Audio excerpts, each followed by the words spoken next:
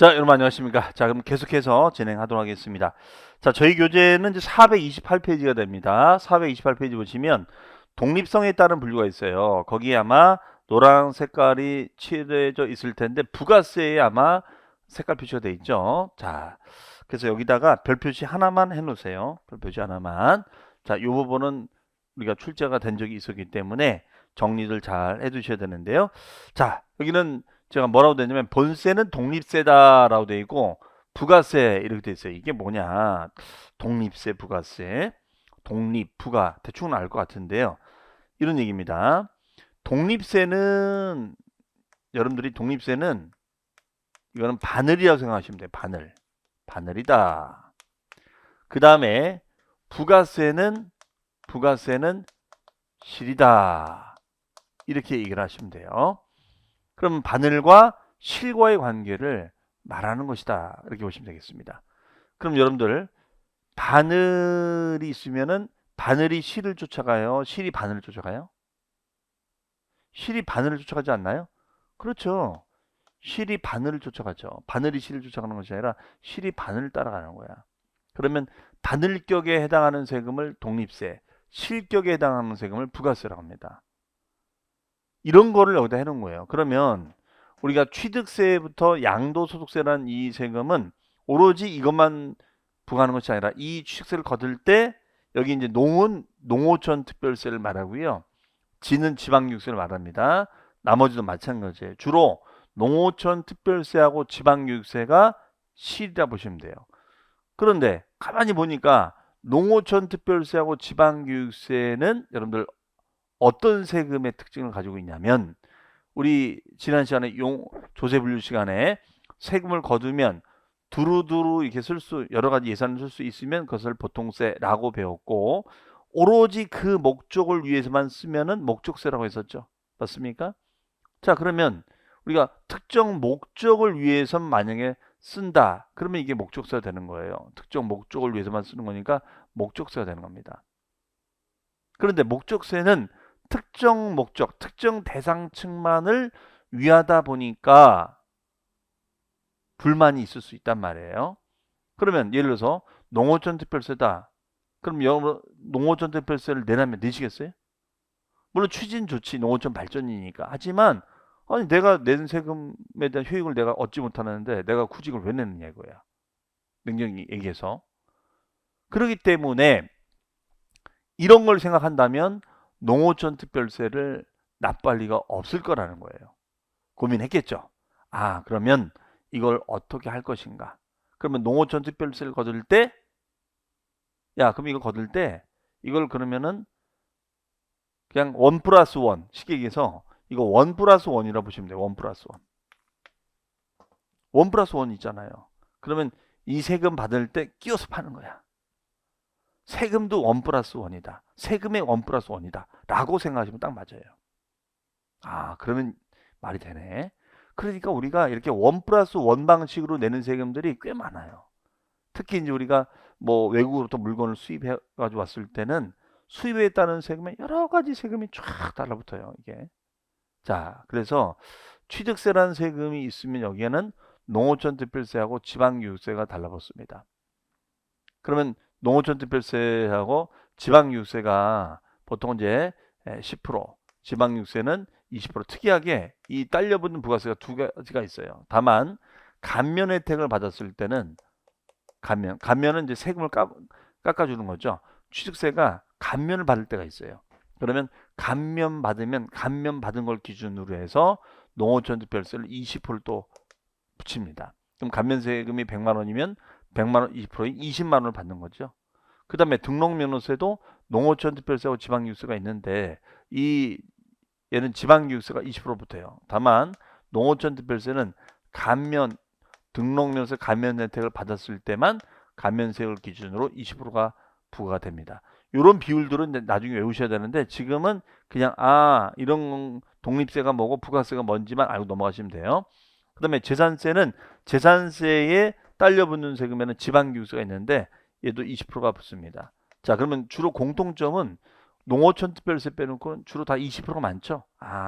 그래서 주로 20%만큼 요 재산세 납부할 세금의 20%만큼을 지방교육세로 걷어가는구나, 추가로. 그러면 재산세가 100만 원이면 20만 원이 되는 거고 1000만 원이면 200만 원이 되는 거죠. 그 다음에 종합부동산세는 농어촌 특별세가 20%가 부과됩니다. 20%. 그러면 얘가 100만 원이면은 얘는 20만 원이 되는 거고, 얘가 1000만 원이면은 얘는 200만 원에 이 부과되는 거죠. 그 다음에 양도소득세를 거두면 양도소득세에도 부과되는 것이 있느냐. 자, 부과되는 것이 딱 하나 있는데, 농어촌 특별세가 양도소득세가 감면 혜택을 받았을 때 20%만큼 부과가 돼요. 그러면 양도소득세가 감면을 1000만 원 받았다. 그럼 1000만 원에 20%는 200만 원을 농어촌 특별세로 부과해서 붙인다 이거예요. 그러니까 어떻게 보면은 지독한 거죠. 생색은 다 내. 이거 양도세 내가 1000만 원 깎아줄게. 너무 감사합니다. 했는데, 그런데 감면 혜택을 받았으니까 다른 거라도 내놔야 되는 거 아니야? 뭘 낼까요? 농어촌 특별세 20% 내. 이런 뜻이에요. 그러니까 생색은 다 내고 또 받을 건 받는다 이거죠. 자, 이런 관계가 바로 독립세 부가세. 자, 지금은 이렇게 외우자. 독립세 부가세 뜻이 뭔지 1 플러스 1이다. 그럼 1은 바로 바늘. 바늘이 가면 실이 따라간다. 그러면 이렇게 붙어 다니는 실을 우리는 부가세 이렇게 얘기한다는 거죠. 따라서 이 부가세는 독립세가 결정이 돼야지만이 부과가 되는 거예요. 맞죠? 독립세가 결정이 돼야지만이 부과가 되도록 해놨어요. 그렇게 여러분들 개념을 잡고 계시면 되겠습니다. 자, 그리고 교재에는 제가 설명드린 이 내용이 428페이지에 보시면 핵심이라고 되어 있을 거예요. 핵심. 그 핵심의 박스에다 별표시 하나 해놓으시고 그 내용을 제가 설명을 드린 거예요. 자, 그 다음에 이제 주제로 갑니다. 부동산 활동에 따른 분류. 여기 별표시 되어 있죠? 자, 별표시 됐다. 별표시 되어 있다는 것은 시험에 나온 적이 여러 번 있었다는 뜻이에요. 그러면 우리가 사실은 이 세법 분야, 배워야 될 세법 분야는 굉장히 많습니다. 우리가 첫 시간도 얘기했지만 우리 세금은 국세가 있고 지방세가 있다. 그러면 국세, 소득세, 법인세, 부가치세, 종합부동산세, 상속증여세 등 많은 법이 있어요. 지방세도 마찬가지입니다. 이걸 여러분들이 제대로 다 배우시려면요. 제가 이제 세무회계학과에서 강의를 하니까 거의 2년을 배워요. 학생들이. 2년을 배웁니다. 법인세법 한 학기, 소득세법 한 학기 이렇게 하거든요. 특히 이제 우리 다행스러운 거는 법인세법을 여러분들은 안 배운다는 게 다행입니다. 제가 학교에서 지금 이번에 법인세법을 2학기 때 강의를 하고 있는데 분위기 싸하죠. 이 법인세는 또 회계하고 법이 섞여 있어요. 그러니까 회계도 알아야 돼요. 회계도. 우리 주택관리사 회계 원리 개념도 알아야 돼요. 거기다 세법을 막 섞어버리는 거야. 그러니까 왼쪽에서는 회계, 오른쪽에서는 법 얘기가 막 나오는 거예요. 쓰러지죠. 네. 자, 어쨌든 그 많은 법 중에서 우리는 부동산 활동에 따른 세금을 배우는 겁니다. 부동산 활동을 하면은 어떤 세금이 있을 수 있느냐를 배우는 거예요. 그러면 부동산 활동에 있어서는 취득 활동이 있고, 그 다음에가 보유 활동이 있고, 그 다음에가 양도 활동이 있습니다. 그러면 취득할 때 내는 세금 등이 있고, 보유할 때 내는 세금, 양도할 때 내는 세금 등이 있을 거예요. 자, 그럼 이렇게 많은 세금이 있습니다. 정말 많은 세금이 있어요. 이걸 다 알아야 되느냐? 이거를 하시려면 한 2년은 공부하셔야 돼요. 세법만. 그런데 이 중에서 이제 중요한 걸 위주로 시험에 출제한다고 했었죠. 일단 시험에 안 나오는, 우리 시험 범위에 나오지 않는 게 바로 뭐냐면 부가가치세. 부가가치세는 10%다. 물건을 살 때 내는 세금인데 이게 되게 실무에서는 중요한데 우리 시험 범위에서는 빠졌어요. 16회 때부터. 너무나 시험 범위가 많다라고 해서. 그 다음에가 상속증여세도 이 해당이 됩니다. 빠집니다. 네. 그럼 이 중에서는 이제 중요한 게 이제 취득세. 취득할 때 내는 세금이 취득세죠. 그다음에 취득과 연계성이 높은 게 등록면허세예요. 자, 취득한 것을 공적인 장부 등기부에다가 기록하는 것을 등록면허세라고 얘기합니다. 그 다음에 취득세나 등록면허세에 딸려붙는 세금이 지방교육세가 있어요. 그래서 요거는 우리가 부과되는 세금으로서 움직이죠. 부과되는 세금으로서 움직입니다. 그럼 취득세가 100만 원이면 요 100만 원의 지방교육세가 20%, 20만 원이 부과되는 거죠. 그다음에 지방소비세도 시험에 나온 적은 없어요. 이거는 부가가치세의 부가세예요. 부가가치세가 독립세니까 여기 딸려 붙는 거예요. 그 다음에 농어촌 득표세. 요거는 우리가 알아둬야죠. 농어촌 득표세는 아까 독립세 부가세에서 나왔었죠. 그래서 취득세가 있으면은 농어촌 득표세 10%가 발생이 되고, 그 다음에 감면 혜택을 받았을 때는 감면세 기준의 20%를 농어촌 득표세로 받는다. 그 다음에 인지세, 이것도 아직까지 시험에 나오지 않고 있습니다만, 인지세는 우리가 각종 소유권 이전 계약서, 매매 계약서 등을 쓸 때 인지를 붙이는 수입 인지를, 그것이 인지세입니다. 그 다음에 보유할 때 내는 세금이 바로 재산세예요. 재산세. 자, 재산세가 있고, 그 재산세하고 같이 움직이는 세금이 있는데, 이게 소방분 지역자원시설세가 되겠습니다. 그 다음에 그 재산세를 냈던 분들 중에서 또 추가로 내는 것이 종합부동산세예요.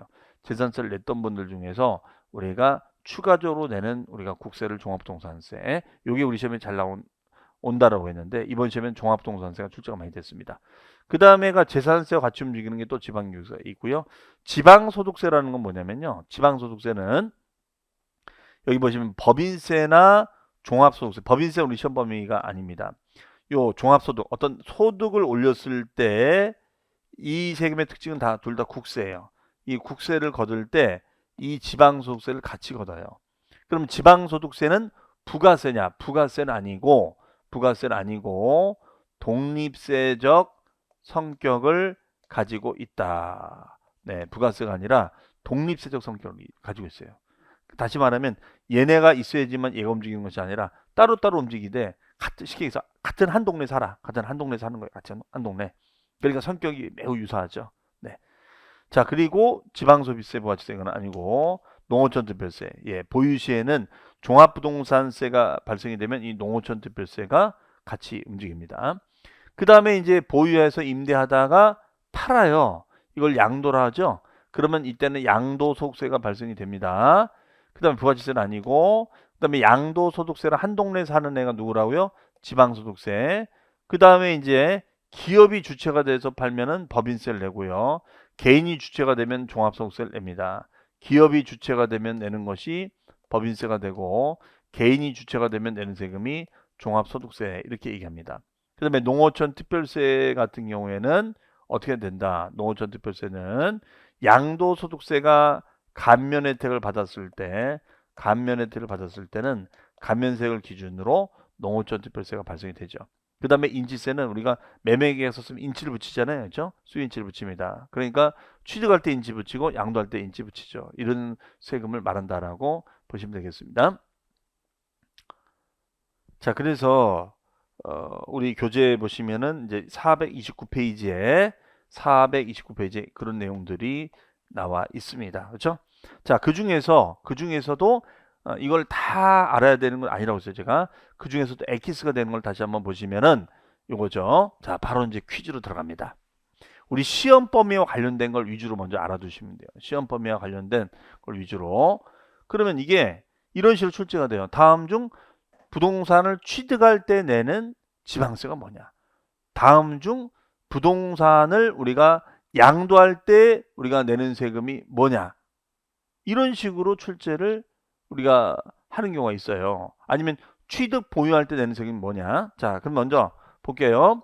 자, 계략 설명 드렸는데, 취득 단계, 우리가 땅을 산다, 아파트를 분양을 받는다. 그러니까 여기서 취득이라는 것은 뭐 분양을 받는다, 아니면은 뭐 경매로 낙찰을 받는다, 금매로 산다, 이걸 다 포함하는 거예요. 그럼 취득 단계에서 내는 세금은 뭐가 있을까요? 취득이니까, 자, 종합부동산세금 먼저 왔네요.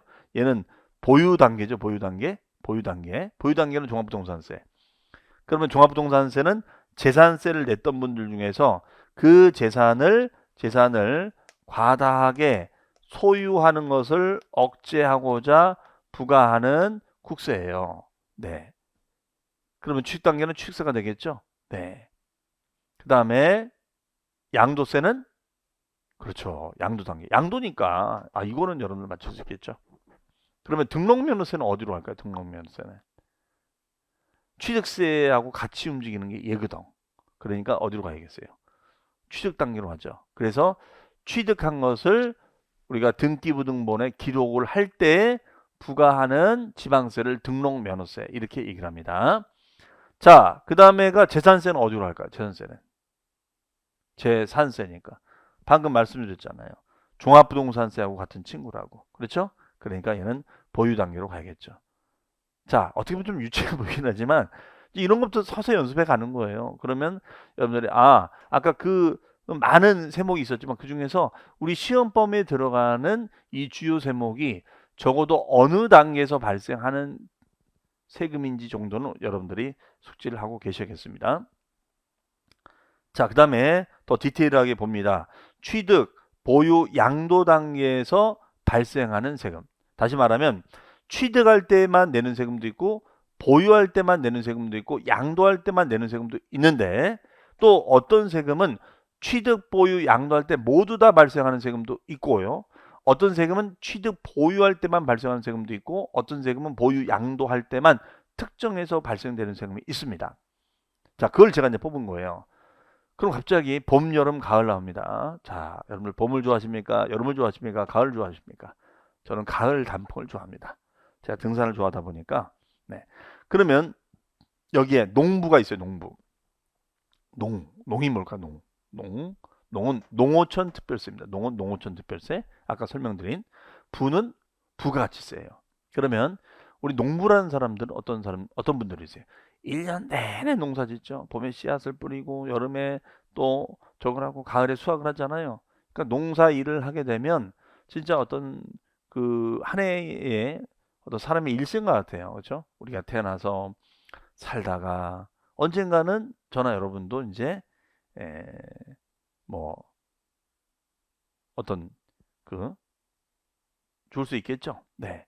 자, 그런 것처럼 뭐 인생이 그런 것 같습니다. 그래서 제일 이런 농사를 짓다 보면은 제 주변에도 은퇴를 하시고 이제 귀농을 하신 분도 계신데 귀농하면서 참 많은 걸 느낀다. 정말 자연은 위대하다. 네. 그렇게 얘기들 많이 하시더라고요. 자, 어쨌든 그 얘기가 핵심이 아니라 우리는 취득할 때, 보유할 때, 양도할 때 1년 내내 농사진사를 뭐라 한다? 농부. 그러면 농어촌 특별세나 부가가치세는 취득, 보유, 양도할 때 다 발생한다. 이걸 제가 설명을 드리려고 이렇게 하는 거예요. 하여튼 이런 스토리보드는 제가 계속 얘기를 할 거예요. 자, 그 다음에 그래서 결론은 뭐냐? 취득, 보유, 양도할 때 다 발생되는 우리가 세금은 농어촌 특별세하고 부가가치세가 있다. 이걸 추격해서 제가 농부 이렇게 외우자는 거예요. 그러면 농어촌 특별세는 얘는 여러분들 국세일까요? 지방세일까요? 언뜻 보면 농어촌이니까 지방세인 것처럼 보이는데 지방세가 아니라 국세입니다. 국세. 그리고 부가가치세도 국세가 돼요. 자, 그다음에 취득 또는 보유 단계에서 발생되는 세금도 있습니다. 그러면 여기에는 보니까 지방교육세가 있어요. 자, 미래를 위한 투자라 이렇게 했습니다. 미래를 위한 투자다. 그러면 우리가 요 지자체에서 뭐 요 지역을 뭐 도서관을 만들어준다. 우리 요 국민들의 미래적인 미래 독서 향망을 위해서 그럼 도서관을 만든다. 그러면 지방교육세는 그런 재원을 써야겠죠. 투자를 위해서. 그러면 지금 취득할 때 그죠? 땅을 사야지 도서관을 지을 거 아니에요? 그리고 이거 공사를 해서 가지고 있으면서 여기에 이제 많은 국민들이 와서 책도 읽고 요즘은 도서관이 정말 잘 돼 있죠. 그 미디어 센터도 다 있기 때문에 요즘 코로나가 이제 해제가 돼서 뭐 수용도 이제 할 수 있는 것 같은데요. 어쨌든 이런 겁니다. 그 다음에 이제 양도할 때는 아니지. 만약에 도서관이 팔려버리면 그거는 미래 투자가 아니잖아요. 그렇죠?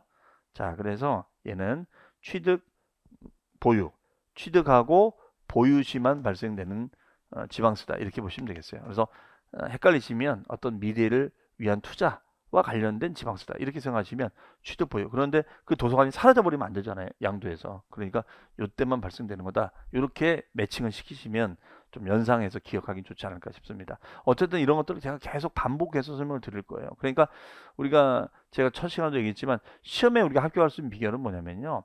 이해하고 암기하고 이걸 계속 반복하는 거야. 근데 그 반복을 나 혼자 하기 힘드니까 제가 여러분하고 같이 하는 거예요. 그래서 기초, 기본, 심화, 문제풀이, 핵심 요약 계속 반복하는 겁니다. 그러니까 똑같은 얘기를 계속 귀에 못이 박도록 들리니까 그 시험장 가면 딱딱딱 문제가 정답이 보이는 거죠. 네. 자, 그 다음에 소득세는 보유 단계하고 양도 단계에서만 발생되는 국세입니다. 즉 키워드는 소득이 있어야 과세한다. 여러분들 그러면 생각해 보세요. 소득이라는 거, 그럼 소득세에서 소득은 개인의 소득을 말하는데 그 개인의 부동산 소득은 뭐가 있을까요? 부동산을 임대해서 얻는 소득도 있고 부동산을 팔아서 얻는 소득도 있겠죠. 그래서 임대 또는 팔아서 얻는 소득에 대해서 부과하는 세금이다. 그러면 취득할 때는 소득이 발생이 되나요? 취득할 때는 소득이 발생하지 않죠. 취득할 때는 소득이 발생하지 않습니다. 그 다음에 보유할 때는 어떤 소득이 생길까요? 보유할 때는 임대소득이 생깁니다. 임대소득. 보유할 때는 임대소득이 발생이 되고요. 그 다음에 땅을 판다, 집을 판다 하면은 양도소득이 발생이 됩니다. 양도소득이. 그래서 임대소득이나 양도소득이 생기면 얻는 세금이 바로 소득세다. 소득이 있어야 과세다. 하지만 취득할 때는 소득은 있다 없다 없다. 이게 이제 키워드가 되겠죠. 자, 그래서 보유 양도 단계에서만 발생하는 세금. 그럼 429페이지에 보시면 부동산 활동에 따른 분류를 다 설명드렸습니다. 자, 부동산을 취득, 보유, 양도할 때 각각 발생하는 세금들도 있지만 어떤 세금은 취득, 보유, 양도할 때 발생하는 세금이 있다. 그러면 그 사람 그게 뭐라고요? 1년 내내 농사 진 사람을 농부, 농이 뭐예요? 농어촌특별세, 부가가치세. 그 다음에가 취득, 보유 시에만 즉 미래를 위한 투자, 도성을 짓는다, 가지고 있으면서 국민들이 이용한다. 팔면 그 투자 그 유익이 다 사라지는 거죠. 그러니까 취득 보유할 때만 발생되는 것은 지방교세가 있다. 그리고 소득이 있어야 과세가 되는 세금이 소득세인데 그러면 개인소득세나 법인소득 마찬가지예요. 그러면 취득할 때는 소득이 없으니까 얘는 보유 양도. 이때 소득은 개인의 소득도 들어가고요. 그 다음에 법인의 소득도 들어간다라고 볼 수가 있겠습니다. 네. 자, 그 다음에가 이제 해당 기출됐던 문제를 볼까요? 자, 그러면 실제 이게 문제가 나왔냐? 문제가 나왔죠. 이런 패턴 문제로 시험에 출제가 됐습니다. 자, 한번 볼게요. 가볍게. 국내 소재 부동산의 보유 단계에서 부담할 수 있는 세목은 모두 몇 개인가? 그러면 농부, 농어촌특별세는 농부죠. 그럼 농부는 취득, 보유, 양도할 때 다 발생이 되는 거잖아요. 그리고 지방교육세는 자 미래를 위한 투자, 팔면 안 된다고 그랬죠. 미래를 위한 도서관 투자했는데 팔면 안 되잖아요. 그러니까 취득 보유. 그 다음에 지방소득세죠. 소득은 언제 생겨요? 취득할 땐 소득 생겨요? 안 생겨요? 안 생겨요? 안 생겨요. 돈만 나가요? 그러면 소득은 보유할 때 임대소득이 생겨요. 양도하면 양도소득이 생깁니다. 그러니까 얘는 보유, 양도가 되겠네요.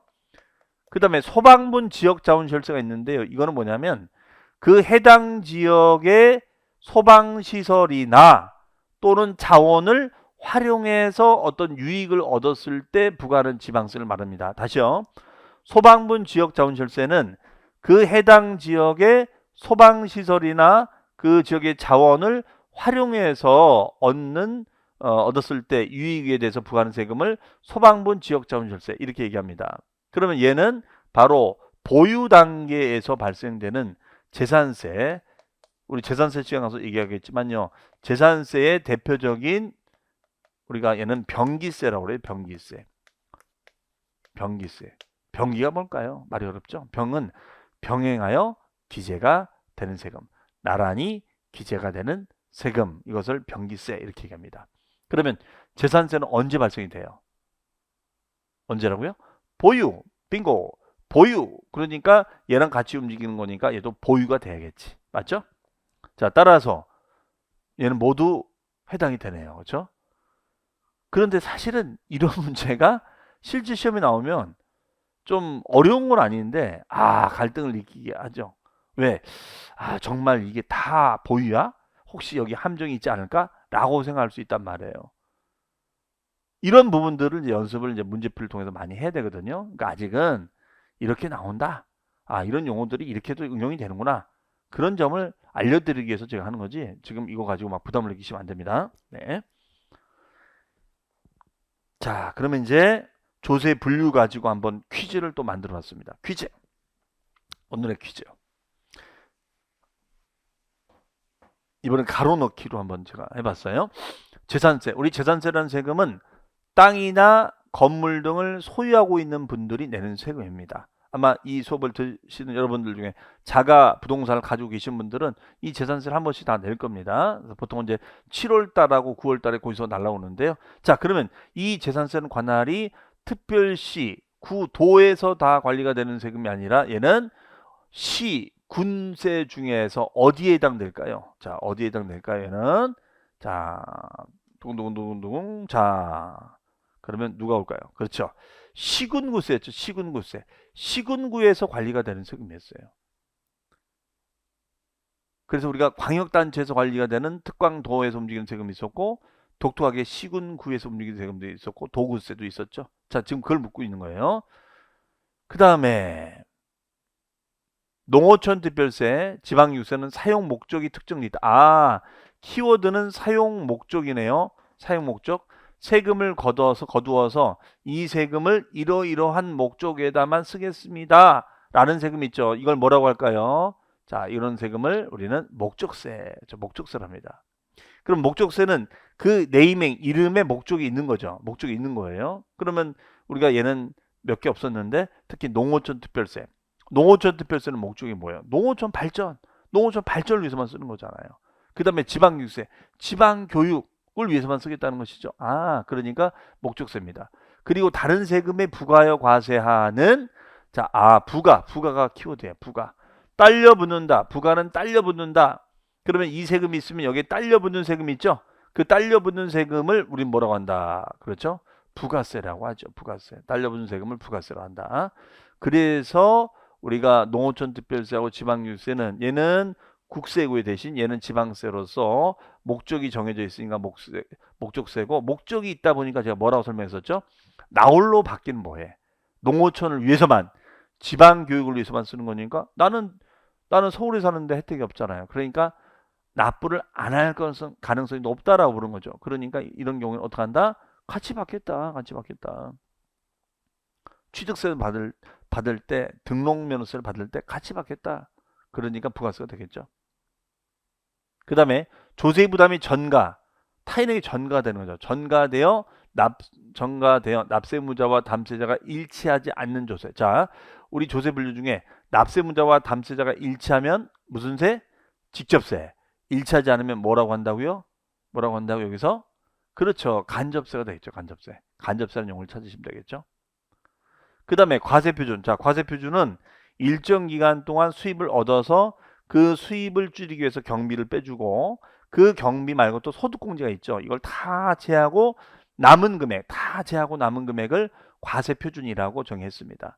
그러면 과세표준이 가액이나 금액으로 표시가 되는 조세 방식을 뭐라고 한다? 종으로 시작했죠. 종. 찾으셨나요? 자, 갑니다. 정답은 종과세입니다. 자, 맞추신 분들은 축하. 틀리신 분들은 다시 하면 되죠, 뭐. 네. 자, 그다음에 지방교육세. 지방교육세라는 세금은 우리가 미래를 위한 투자다. 그래서 조세 분류 중에 부동산 활동에 따른 조세 분류가 있었죠. 그럼 미래를 위한 투자니까 얘는 지금 땅을 사서 도서관 지어야 돼. 그렇죠. 팔면 안 돼요. 그러니까 얘는 뭐예요? 취득 단계 또는 보유 단계에서 부과되는 조세다. 이렇게 얘기합니다. 자, 이상으로 해서 우리가 조세 분류까지 한번 테스트를 한번 해봤습니다. 복습을 바로 했어요. 자, 바로바로 제가 복습할 수 있는 건 복습해 드리겠습니다.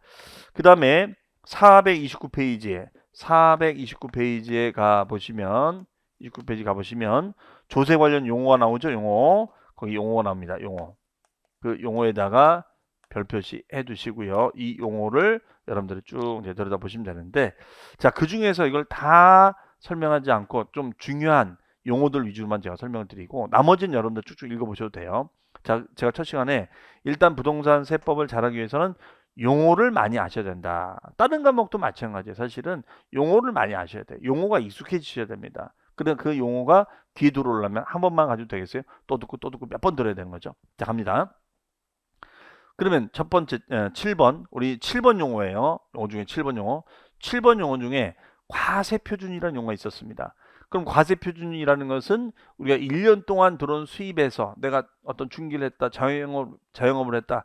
그럼 수입에서 그에 따르는 경비가 있을 거다. 그럼 경비를 다 제하고 그 다음에 뭐 부양가족 등의 인적사항을 반영해서 공제를 해주죠. 이걸 다 해주고 남은 순수하게 남은 기준금액을 뭐라고 한다고요? 과세표준이라고 정의를 내렸습니다. 그러면 이 과세표준이 가액을 따라서 부과하면 뭐라고 해요? 총과세. 그 다음에 제가 그림 중에 아까 부동산의 권리관계가 표시가 되어 있는 권리를 없애는 거 이렇게 그림이 있었죠. 기억납니까? 자, 그걸 없애요. 그걸 뭐라고 하느냐? 말소. 그러면 등기부를 지우는 거니까 그러니까 우리 등기 보면은 여기에 뭐 홍길동 그 다음에 채권 최고액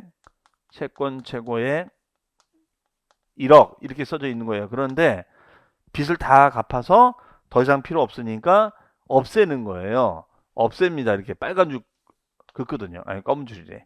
검은 줄겠죠? 그러면은 우리 등기부 등본 보시면은 이렇게 돼 있는 것도 많아요. 그러면 이 권리가 없어진 거야. 말소된 거예요. 그럼 말소 등기를 하게 되면 이것도 세금을 받자. 그럼 말소 등기 한 건당 우리가 얼마씩 받는 거예요. 그렇죠? 자, 이것이 종량세다. 그럼 8번 표준세율. 자, 표준세율은 뭐라고 되어 있습니까? 자, 표준은 이거는 지방세를 부과할 때 통상 일반적으로 적용되는 세율을 말합니다. 그러니까 지방세를 부과할 때 기본세율을 표준세율이라고 그래요. 다만 이 표준세율을 딱 잡아놓고 상황에 따라 이거를 이게 플렉서블하게 이게 움직이게 할 수 있어요. 탄력적으로. 이게 즉 재정상의 여러 가지 사유, 그 밖에 특별한 사유, 뭐 예를 들어서 우리 과거에 경주나 이런 포항 근처에 막 지진이 일어났잖아요. 그래서 막 건물이 무너지네 만에 해서 그 경주나 그 포항 쪽에 뭐 영향이 있으니까 부동산 가격이 막 급락하는 그런 현상이 있습니다.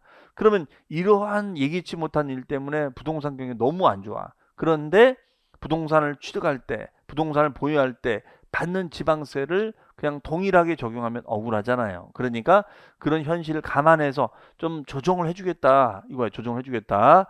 그래서 특별한 사유가 있을 때는 이에 따르지 아니할 수 있는 세율을 말합니다.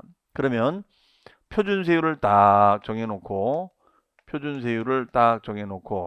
이 경우에는 우리가 플러스 마이너스 50% 범위 내에서 가감 조정할 수 있는 거, 이걸 우리는 탄력세율이라고 하죠.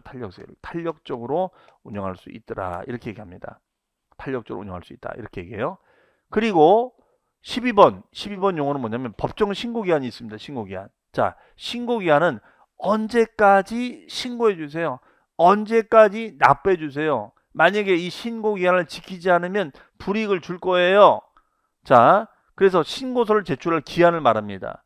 그러면 이 기한은 의무인데 이 의무를 지켜야 되는데 의무를 이행하지 않으면 불이익을 받아야 돼. 그래서 세금을 더 납부하도록 돼 있는데 그게 바로 뭐냐면 가산세예요. 가산세. 세금을 더 내라 이거죠. 그래서 우리 교재 보시면은 그 431페이지에 가 보시면 거기에 12번에 법정신고기한이라고 나와 있습니다. 법정신고기한. 거기에 핵심 세목별 신고기한 나와 있죠. 별 표시해 놓으시고요. 별 표시해 놓으시고 취득세는 취득한 날로부터 며칠 60일이다. 이건 나중에 다 외우셔야 돼요. 등록명세는 등록하기 전까지다. 그 다음에 종합부동산세는 12월 15일까지다. 양도소득세는 예정신고기한은 말일로부터 2개월이다. 확정신고기한은 다음 연도 5월달이다. 이렇게 되어 있습니다. 자, 이런 걸 이제 법정신고기한이라고 그래요. 법에서 정해놓은 신고기한이다. 법에서 정해놓은 신고기한, 일정 신고기한을 말한다. 이렇게 보시면 되겠습니다. 자, 그렇게 해서 이제 정리가 되겠고요. 그 다음에 13번. 자, 지금 여기 13번 우리 교재에 있는 그 번호랑 똑같습니다.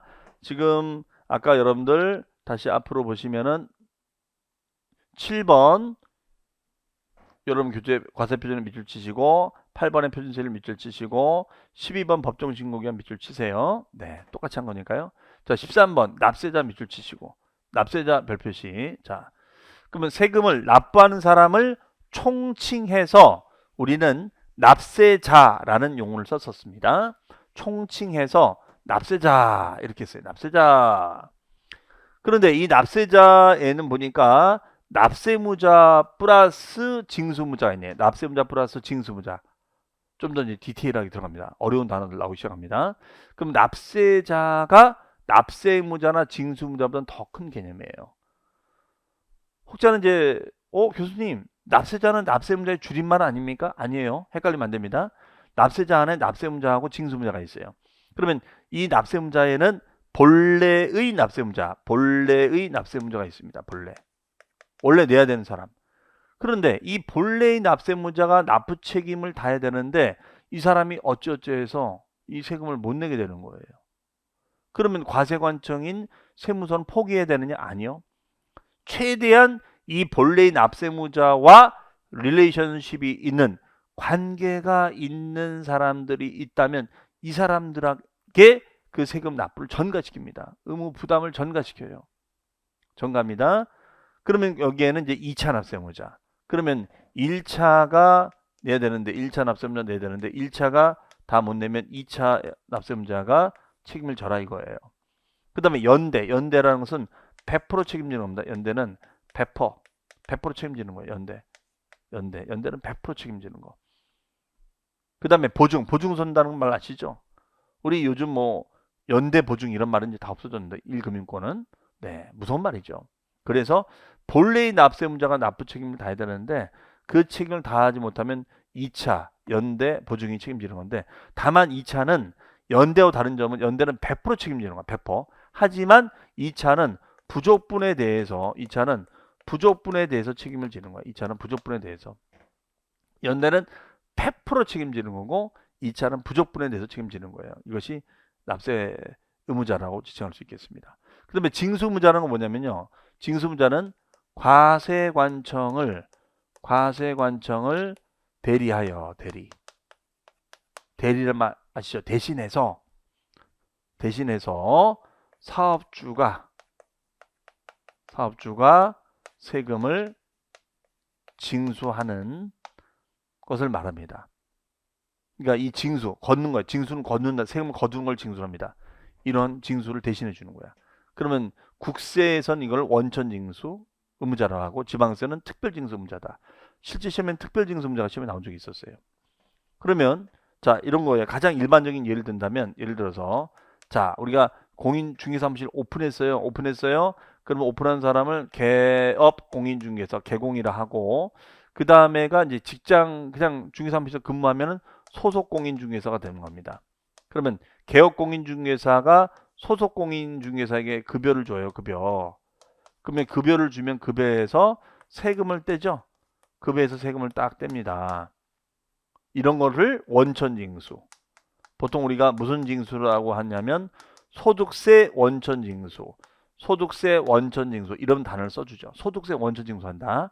그러면 소득세를 원천징수한 다음에 또 이제 떼는 지방세가 있습니다. 이 소득세와 유사한 단어가 있는데 우리 소득세나 법인세랑 같은 한 동네에 살고 있는 세금이 있다고 그랬어요. 한 동네. 그게 바로 지방소득세예요. 지방소득세. 그럼 지방소득세를 또 뗍니다. 그럼 지방소득세는 이것을 특별징수라고 지칭하고 있습니다. 특별징수. 그러면 소득세를 만약에 10,000원 띄었다. 그럼 10,000원만 내는 것이 아니라 10,000원의 10분의 1 정도를 지방소득세로 띄거든요. 그러면 1,000원만큼을 내는 거예요. 만약에 10만 원을 띄었다. 그러면 10분의 1이 되면은 우리가 10,000원이 되는 거죠. 10,000원이 되는 겁니다. 10만 원을 떼면은 10분의 1인 10,000원을 떼는 거예요. 10,000원을 떼면 10분의 1인 1,000원을 떼는 겁니다. 이런 것을 우리가 특별징수, 이것을 원천징수라고 지칭하고 있습니다. 자, 이렇게 우리가 정의를 해요. 그래서 우리가 납세 의무자와 징수문자를 다 합쳐서 납세자라고 얘기를 하고, 납세문자에는 본래 납세문자 2차 연대가 있고, 징수문자에는 원천징수문자, 특별징수문자가 있다. 이렇게 지칭하고 있습니다. 그럼 국세를 떼는 걸 원천징수, 지방세를 떼는 걸 특별징수라고 얘기를 하고 있습니다. 이거를 합쳐서 납세자라고 지칭하고 있습니다. 자, 그러면 조세의 징수는 요건 또 설명할 것들이 있기 때문에 요 15번에 대한 용어는 다음 시간에 제가 이어서 설명드립니다. 어쨌든 제가 기초 용어나 이런 것들을 자세히 설명할 거기 때문에 조금 앞에서 시간을 좀 많이 할애를 할 거예요. 그래서 우리 강의 기획서 좀 달라질 수 있으니까 그 부분은 여러분들 양해를 해주시고요. 자, 어쨌든 여러분들 큰 맘 먹고 이제 이 공부를 시작하셨습니다. 그래서 작심삼일이 되지 않으시려면은 여유를 가지시고, 지금은 기초 단계에 여유를 가진다는 것이 그냥 뭐 놀면서 하라는 것이 아니라 지금은 기초니까 차근차근 기초를 밟아간다 라는 마음으로 여러분들이 수업 들으시고 간단히 복습하시고 그렇게 해 나가시면 또 알아가는 재미로 하셨으면 좋겠습니다. 야, 지금 뭐 배워보니까 뭐 별의별 용어들이 나온다, 헷갈린다 이럴 수 있어요. 그런데 이런 걸 자꾸 듣다 보면 조금씩 익숙해지면 이 세법도 좀 재밌어질 수가 있습니다. 어쨌든 펀펀 세법이 될 수 있도록 제가 노력할 테니까요. 여러분들도 같이 따라와 주시고 응원해 주셨으면 좋겠습니다. 하여튼 한 해 동안 저랑 같이 해서 좋은 결과 한번 만들어 보겠습니다. 자, 그러면 오늘 수업은 여기서 마치겠습니다. 감사합니다.